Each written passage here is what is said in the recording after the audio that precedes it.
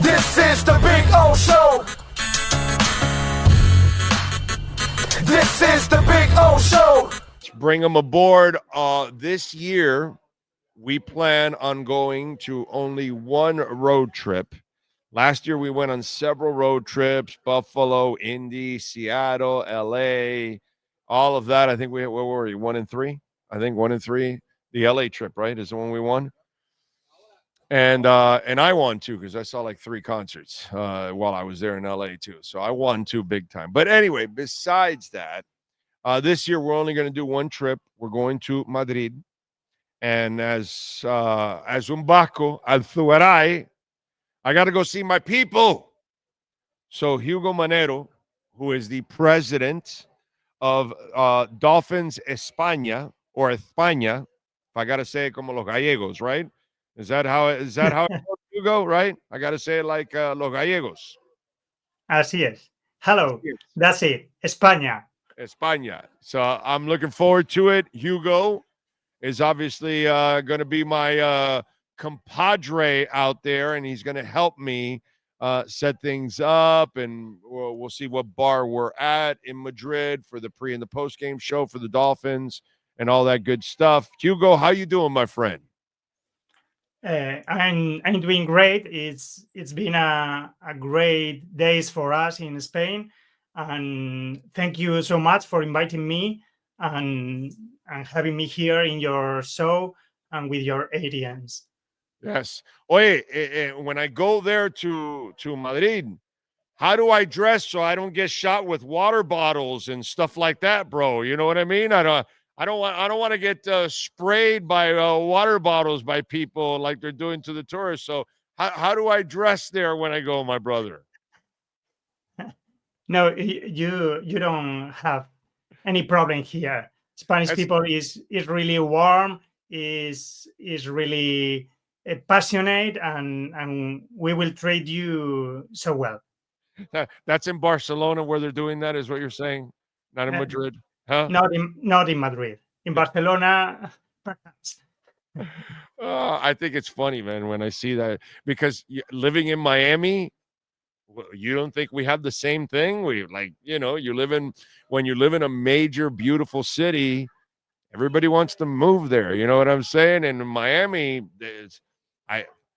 one of the most international cities in the world, man. You know what I'm saying? Just like Barcelona, just like Los Angeles. It's just that's kind of the way it is. It's, certain cities that you live in. If you live in Paris, too bad, bro. A lot of people are going to want to go live there, and want to be there, and that's kind of the negatives and the positives of it, right? It's a beautiful thing. With Spain, I'm watching all these videos now, Hugo.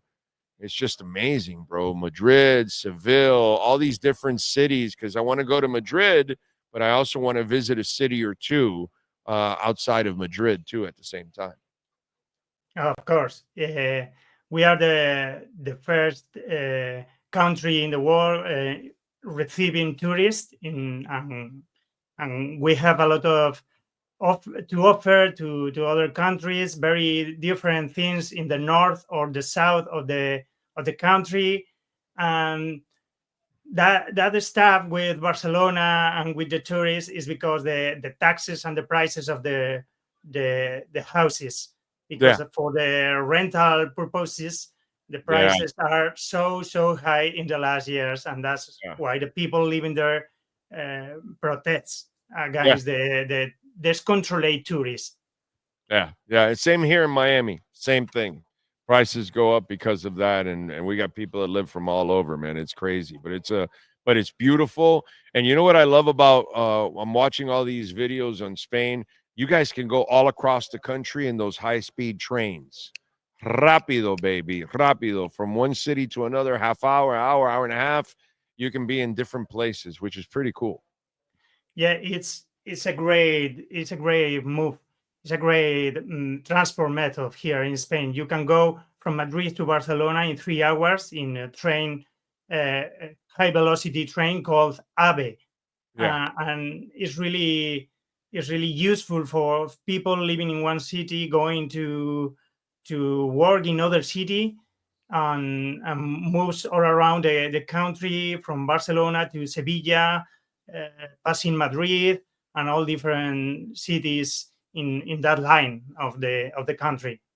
So, Hugo, when did you become a Dolphins fan? Oh, it's a interesting story. When I was 18 years old, I had to move to another city because I was going to start my college studies, and then in the apartment where I live with my friends, we had international TV, international channels. I started in that period to study at night because the flat was so quietly, and I can concentrate in my studies. And when I made a breakup, I turned on the TV and I discovered the NFL.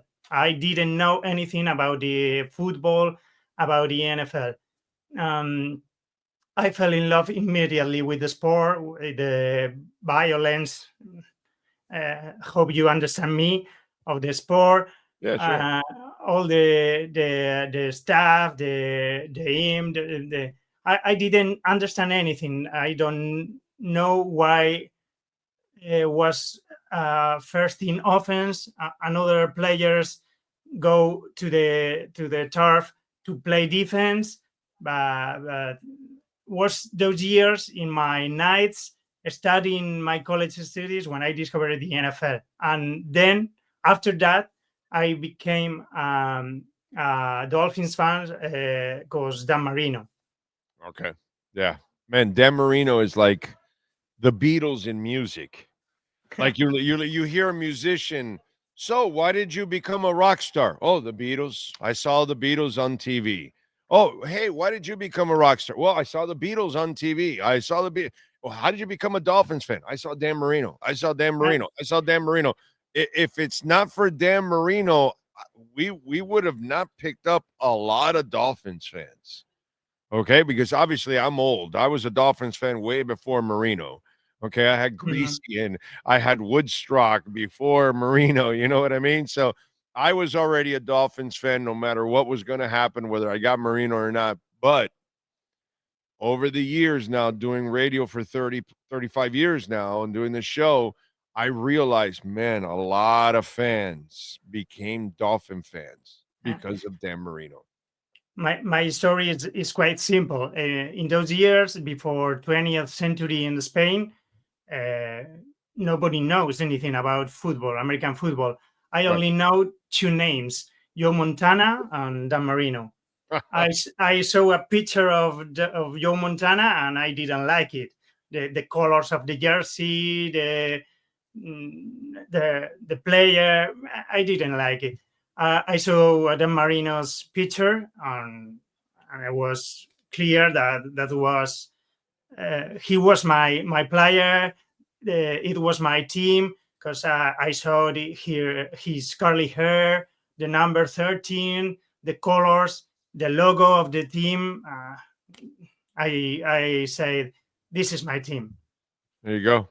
There you go. But you think about it, how many more championships you would have if you would have picked the other team? Oh, prefer nothing that Yeah, that I know. because Trust me, it's painful. I know. I get you, brother. I get you. I I get you. in those years, internet wasn't really was starting internet connection in all the world, and it was so difficult for me to watch games.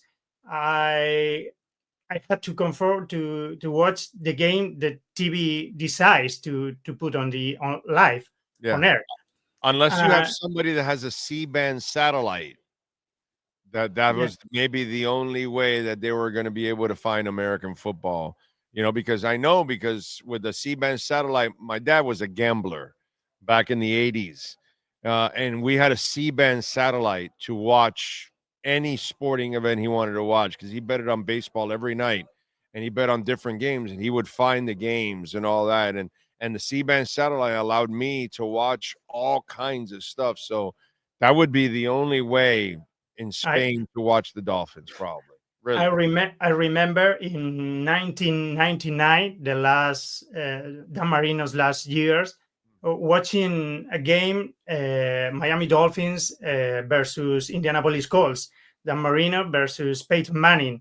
The first year, I didn't understand in those years what I watched, what I was watching, because or why that was so important game, or highest rated game, no? Because Dan Marino was playing against one of their successors. And that's only one of the few Dolphins game I could watch live in 1999. Wow, that's crazy. And now you got what, the NFL ticket is there, right? Is that what you guys do over there in Spain? Is it the NFL ticket, or how do you And watch a package there?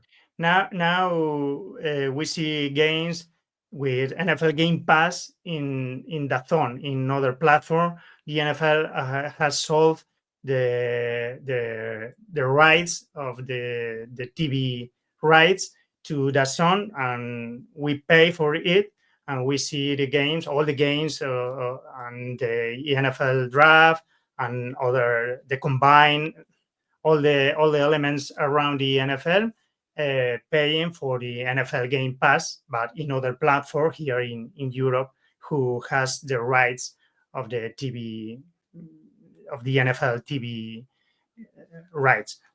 Oh. And obviously, Hugo, soccer number one there, football, numero uno, como siempre. But where is the NFL now in the conversation? Is there any conversation? How do people talk about the NFL, or are they still talking NBA more than the NFL? Because the NBA was really the more international sport, after soccer or boxing or something. Basketball might be the most international sport. So where is football now? Has it passed basketball there in Spain? I didn't say so yet. Here in Spain is soccer, big gap, and other sports. Right, Okay, basketball I will say is the second one, but right. uh, I feel that NFL, American football, like we call here, is growing a lot in last years. Um, every year increase the number of followers of the league, of the Super Bowl, of the countries, and with the international strategy in the last years, I think the people feel it more common. It's more familiar to us to understand the fundamentals, the technicals of the game, the X and the O's, uh, and that's because we can see all the elements of the game. We can watch the games, the all 22, the coach film, and there is a lot of people that are creating Spanish content about NFL. And I will say that in American sports is the NBA, and the NFL is growing faster Right. than any other sport here in Spain. And the proof is that for acquiring a ticket for the NFL Game Pass in Madrid, in Santiago Bernabeu, it was 100 people waiting on the queue, 60,000 Right. people on the queue, and it was crazy to acquire one ticket.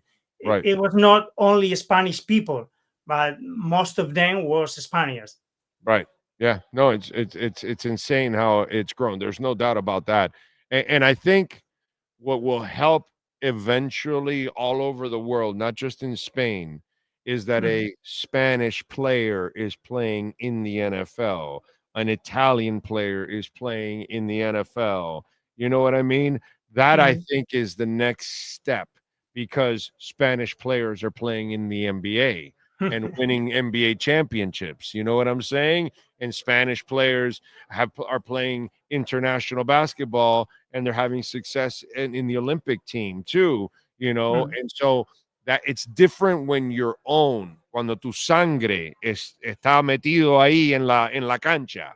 It's different. And I think that's the next step, that sport grows internationally and that it's being played in Spain in schools, and they're playing, and then they can then breed their own NFL players. You know what I'm saying? And I think if we Yeah. could get to that point in the next 20 to 40 years, that's where I think football then grows, because your own is also in it like it is in the NBA. That's why I was telling you that the NBA is number 2, Mhm. because soccer's number 1. We all know that. That's not even a discussion. Number 2 sport in the world is basketball, because everybody in the world is participating. Right now in football, it's still Americans. That's it. It's just I, Americans. I think the next 3 years are gonna be critical for these growing purposes of the NFL, because with the 2028 Olympic Games in Los Angeles, the flag football becoming Yes. an Olympic sport is going to be so important for us, because there is a lot of people and young children here in Spain that are starting to play football, flag football, Right. and that's the first step Exactly. to increase the interest of the sport and the passion and the fundamentals. Since you are a young boy, when I was a young boy, I couldn't play flag football Of course. or football or flag football. It's impossible, and I think it's the crucial point. The next Olympic Games in Los Angeles, the young children here in Europe, in Spain, in Germany, in France, in UK, playing flag football and knowing the roots, the defense, the covers, all that stuff. Yep. I'm with you there, and I think that's the next step. And then I think you'll see expansion of teams and a division in Europe and all that. I think it'll be a long time from now, but I think it's something that eventually will develop. But you've got to then create the breeding ground, and I think the flag football is a great point on your part. That starts to plant the seeds for that sport to start to grow to the next level internationally. So tell me, my brother, what are the early plans for the Dolphins getting there? Uh, I don't know official information. Mhm. I think I they mean, are for you guys, for uh, fans in Spain. okay. Yeah, yeah, yeah, yeah. The franchise, I think they are going to come here to Spain before the game several times to promote flag football. I Right. think they are one focal point of this international strategy. And now uh, we are starting to think a lot of events or things we want to do that week or that weekend. Okay. Mm, we want to, of course, on Saturday before the game, there will be a fan party, a official Dolphins party with fans, with the staff of the Dolphins, with the journalists, David Furones, Joe Shah, or the people who are coming to Madrid. And I've got several ideas, but I think the Dolphins should approve it. I would like to create an NFL museum or Dolphins museum here in the city of Madrid uh, for the people uh, can or could know more about the That'd be history pretty of cool. of the Dolphins, the perfect season, the beginnings of the sport, where are we going from here, and all the things. And on Saturday, I would like to create a meeting of European Dolphins fan clubs and with international fan clubs. Mm, During the game, I would like all the people that doesn't have a ticket could watch the game in a TV, in a local or a pub or in a TV. And after the game, I would like to celebrate a fan party or goodbye party. Well, that's where maybe we could do our post game show and all that. That's where we'll definitely over the next couple of months we'll plan that out and get that going, because we want to be in the middle of all of that too. You know, we are looking for pubs or discos or museums, theaters that allowed us to meet there, and that it have the capacity of getting a lot of people inside. Sure. Hugo, if Dolphin fans want to contact you, maybe they're going out to Spain and they want to be a part of all the events that you guys are going to be putting together along with the Dolphin fan base and the Miami Dolphins and everything else going on, how do they reach you guys out there? What social media platform do you want them to use? I use social media. The most I use, or the one I use the most, is X. My X account is @Hugo Manero 1, and our Spanish Dolphin Club is @Dolphin Club Spain, all together. Dolphin Club Spain. Okay. That's where you can find me. You can contact me by DM or another form. We've got also an Instagram account.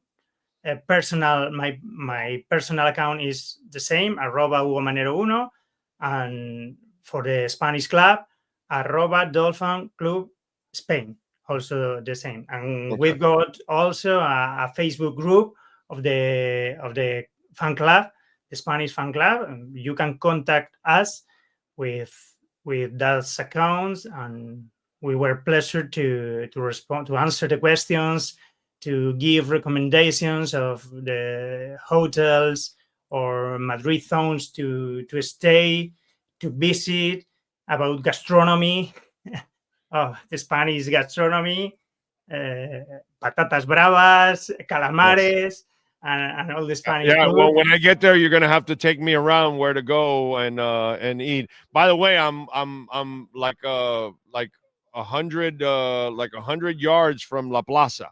So I'm right there in the center of all the action. So I'm looking forward to it, my brother.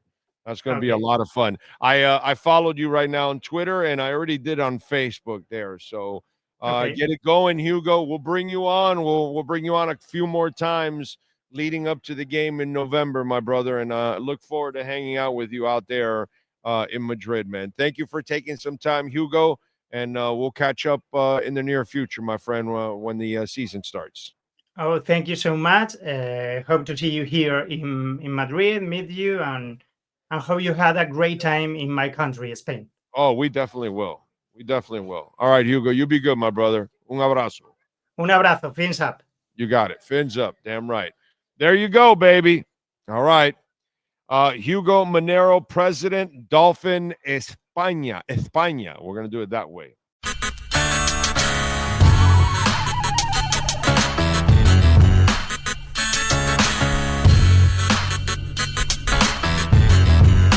This is the Big O Show.